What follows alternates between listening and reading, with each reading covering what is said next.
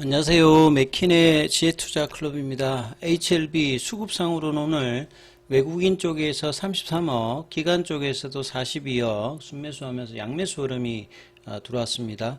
그리고 항서제약의 이제 홍콩 상장 관련되는 그 기사의 의미도 한번 살펴봐 드리고요. 계열 종목인 생명과학, 제약, 테라피틱스, 글로벌 차트론까지 한번 살펴봐 드리도록 하겠습니다. 자, 지난주에 이제 뭐 코스닥 그 외국인들 순매수 1위가 HLB죠. 363억 정도 일단 매수를 했고, 오늘도 보시게 되면 수급 흐름상 외국인 쪽에서 33억 정도 일단 매수가 들어왔고요. 기관 쪽에서도 42억 정도 매수가 들어왔고, 그 다음에 이제 뭐 프로그램 쪽에서는 보시다시피 지금 6일 연속으로 일단 매수세죠.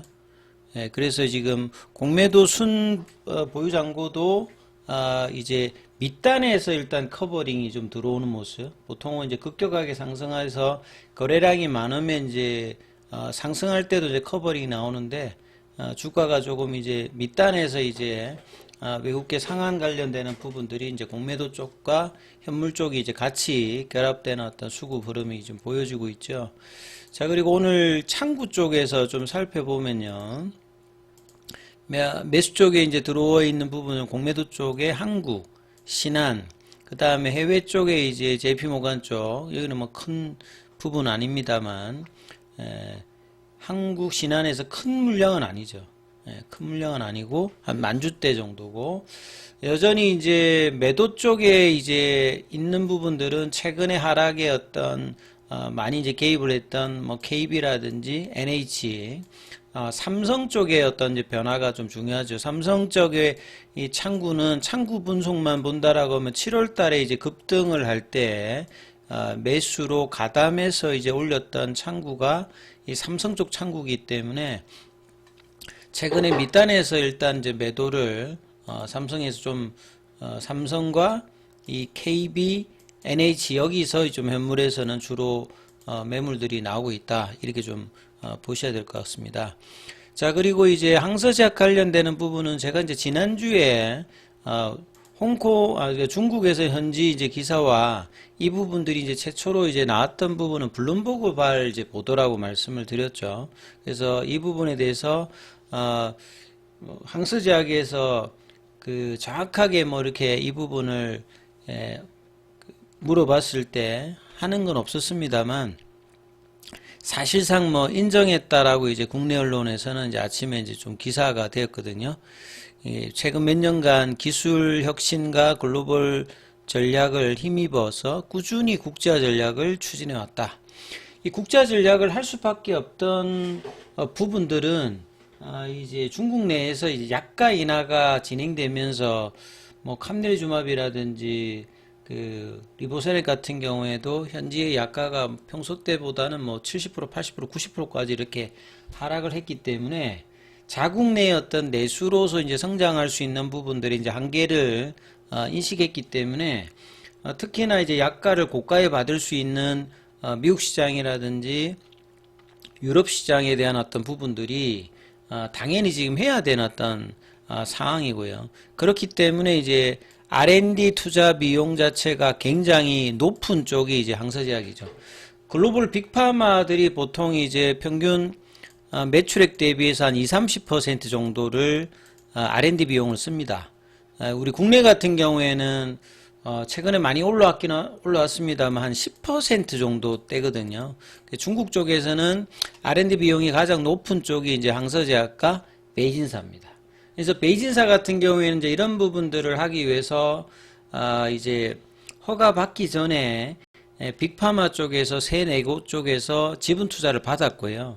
그 다음에 이제 나스닥 상장과 홍콩 상장, 그 다음에 이제 중국 상장 이렇게 여러 곳에 이제 상장을 하면서 자금 조달의 어떤 부분을 하면서 지금 현재까지도 그 허가된 약물이 FDA에서 지금 3개가 넘게 있습니다만 그럼에도 불구하고 영업 적자거든요. 그만큼 영업 적자의 이제 중요한 부분에 판관비 쪽에 이런 어떤 이제 개발비 관련되는 부분들의 어떤 비용을 엄청 투자하고 있는 게 이제 베이징사의 어떤 모습인데, 그만큼 이제 R&D에 진심을 가지고 있기 때문에 항서제약도 저 중국 쪽 관련되는 뿐만 아니라 이제 이런 글로벌 진출하기 위해서 R&D에 좀 더 큰 투자를 하기 위해서 이런 이제 홍콩 증시 관련되는 상장 부분을 하게 되면 이게 나쁜 건 아니죠. 지금 현재 재무적으로 문제가 있는 게 아니라 항서제약 같은 경우에는 이제 캐시온 보드 쪽에 보면 보유한 현금 자산이 3분기 말 해서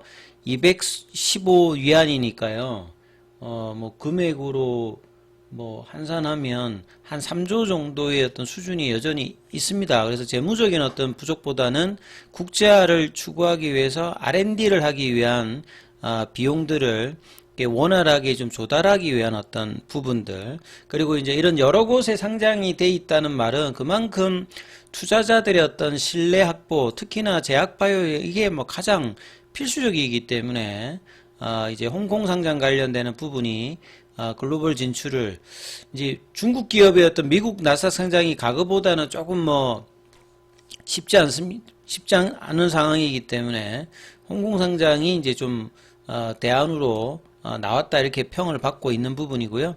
그리고 항서제약은 미국에서도 지금 이제 기존의 항암제라든지 마취제 뭐 이런 어떤 제네릭으로 미국 시장에 이제 진출을 여러 번 하고 있는 상황이기 때문에 이런 이제 향후의 자금 조달 관련되는 부분들은 글로벌 도약의 발판으로 좀 더 긍정적으로 이제 볼 수 있는 어떤 내용들이다 이렇게 봐야 될 거고요. 결국은 내년 3월 20일 포드팍의 골데이트 전에 이 캄네리주막과 리보세락 관련되는 부분에서 최종 FDA 허가 관련되는 부분이 어떻게 될지, 그리고 이제 10월 말부터 이제 진행되는 비모 인스펙션, 그리고 이제 CMC 관련되는 제실사 관련되는 부분, 그리고 여기에 대한 어떤 준비를 얼마만큼 잘했는지 이 부분들에 대해서 자신감 있게 준비했다고 했기 때문에 이 부분들이 이제 주가에도 어떻게 좀 반영되느냐가 이제 굉장히 중요한 어떤 부분이다 이렇게 좀 봐야 되겠죠.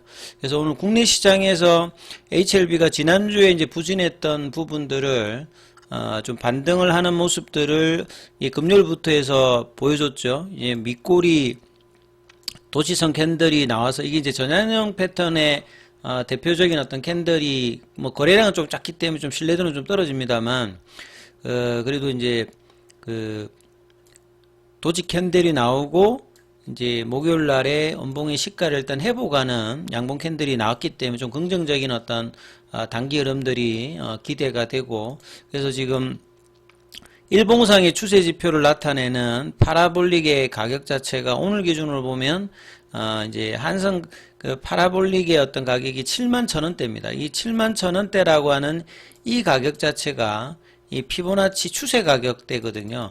피보나치 추세 가격대라고 하는 말은 그동안에 들어올렸던 상승 흐름이 유지되는 어떤 라인입니다. 그 밑단으로 가면 이제 그 시간이 더 걸리는 어떤 가격대로 바뀌기 때문에 상승 흐름이라고 하는 말은 이제 5월달에 급락이 이후에 7월달에 타이베이 미팅으로 한 98,000원대까지 거의 100% 들어올렸던 이 상승 흐름을 유지한다는 의미의 가격 자체가 71,000원대거든요.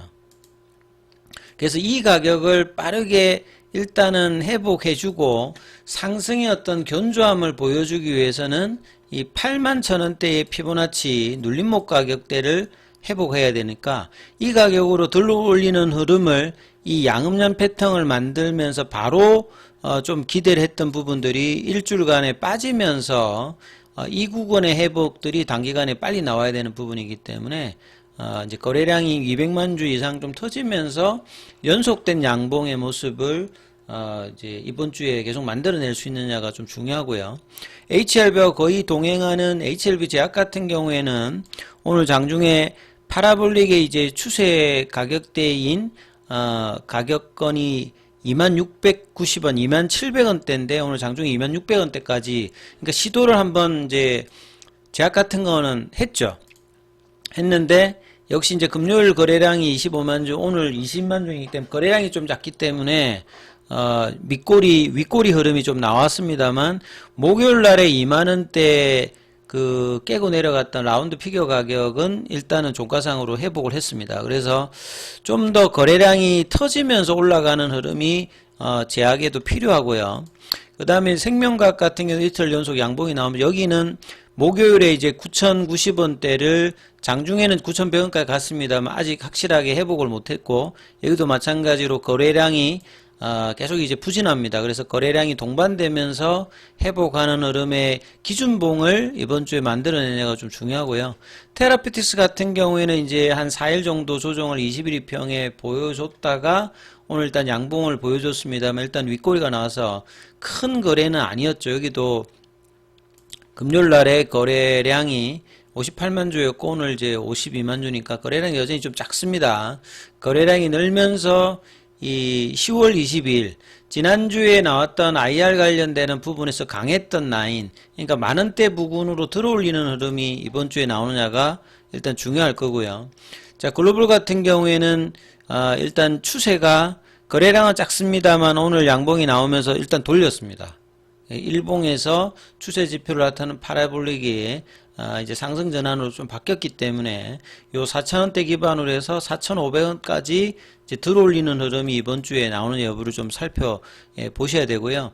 그 다음에 뭐 최근에 가장 강했던 종목이 HLB 쪽에서는 이노베이션인데 지난주에 3일 연속 양봉이 나오면서 볼린저 밴드 상단 태깅을 좀 하는 모습을 보였다가 오늘은 다시 조금 음봉이 나오면서 그룹 종목들하고는 조금 다른 방향으로 일단 조정이 나왔는데요.